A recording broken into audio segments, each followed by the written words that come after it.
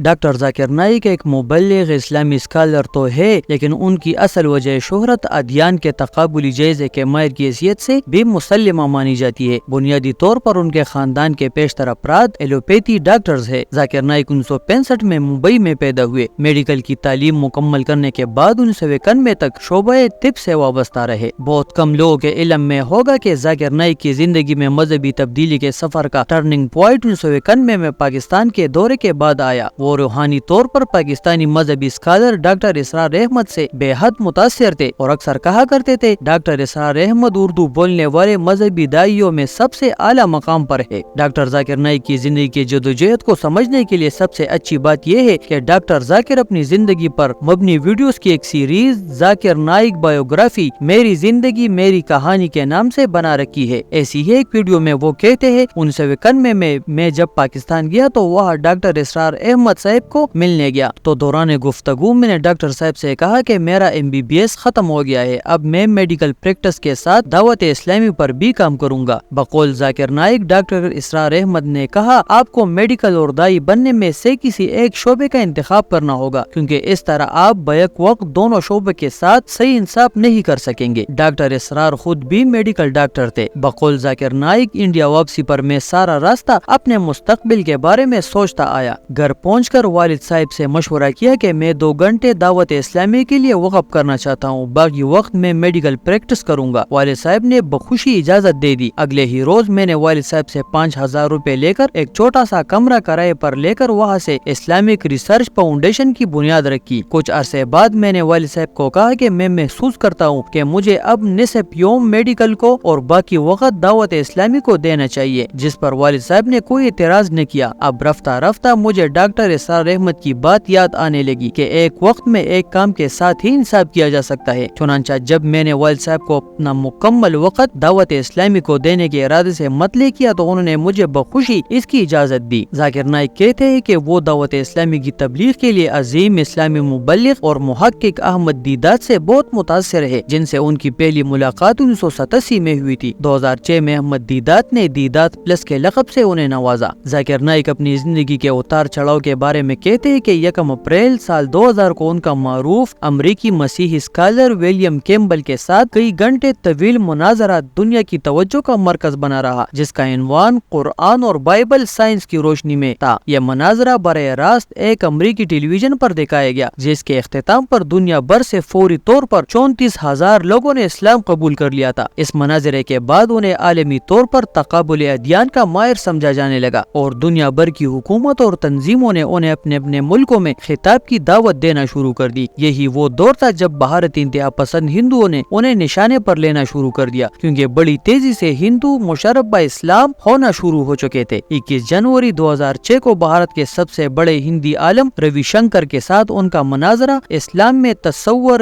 خدا اور ہندو مذہب کے عنوان سے ہوا، جسے انہوں نے تھوڑی ہی دیر میں خاموش کرا دیا۔ اس مناظرے کے بعد متعدد ہندو دائرہ اسلام میں داخل ہو گئے۔ 2007 میں انہوں نے ممبئی میں 10 روزہ امن کانفرنس کا اہتمام کیا، جس کے اختتام پر ان گنت ہندو دائرہ اسلام میں داخل ہوئے، جس نے انتہا پسند ہندو سماج کو ہلا کر رکھ دیا۔ ہندو ذہنیت نے ذاکر نائک کے اجتماعات پر پابندی لگوائی تو انہوں نے دعوت اسلامی کے لیے پیس ٹی وی چینل کا آغاز کیا اور اپنے خطابات کو پیس ٹی وی انٹرنیٹ تحریروں اور غیر ملکی دوروں کے ذریعے جاری رکھا۔ 2011 سے 2014 تک امریکہ کی جارج ٹاؤن یونیورسٹی نے انہیں دنیا کی 500 بااثر ترین شخصیات میں شامل کیا رکھا۔ 2013 کو متحدہ عرب امارات کی حکومت نے انہیں بین الاقوامی قرآن ایوارڈ اور 7.5 لاکھ درہم انعام سے نوازا۔ اسی سال ملائیشیا کے بادشاہ نے بھی انہیں ملک کے سب سے بڑے ایوارڈ سے نوازا۔ 2014 کو شارجہ کے حکمران شیخ ڈاکٹر سلطان بن محمد القاسمی نے انہیں شارجہ ایوارڈ عطا کیا۔ گیمبیا کی حکومت نے انہیں ڈاکٹریٹ کی ڈگری سے نوازا۔ اس سے پہلے دعوت دین کی خدمات کے سلسلے میں مصر یونیورسٹی بھی انہیں ڈاکٹریٹ کی ڈگری سے نواز چکی تھی۔ 25 مارچ 2015 سعودی فرمان روا شاہ سلیمان بن عبدالعزیز نے انہیں مسلم دنیا کا سب سے بڑا تمغہ شاہ فیصل ایوارڈ بما 7.5 لاکھ ریال سے نوازا۔ انتہا پسند ہندوؤں نے ان پر منی لانڈرنگ سے لے کر نوجوانوں کو شدت پسندی پر اکسانا جیسے الزامات عائد کر کے ان کی گرفتاری کے وارنٹ جاری کرا دیے۔ ان حالات کے پیش نظر 2016 میں ڈاکٹر ذاکر نائک کو 20 ممالک ممالک نے اپنے ہاں رہائش کی دعوت دی، لیکن ذاکر نائک نے اسلام پسندی اور ملیشیا کی خوبصورتی سے متاثر ہو کر ملیشیا میں منتقل ہونے کو ترجیح دی۔ بھارت نے متعدد بار انٹرپول کے ذریعے ذاکر نائک کی حوالگی کی درخواستیں بھی دی ہے، لیکن انٹرپول ہر مرتبہ ان ثبوتوں کو بے بنیاد قرار دے کر ان درخواستوں کو مسترد کر دیتا ہے۔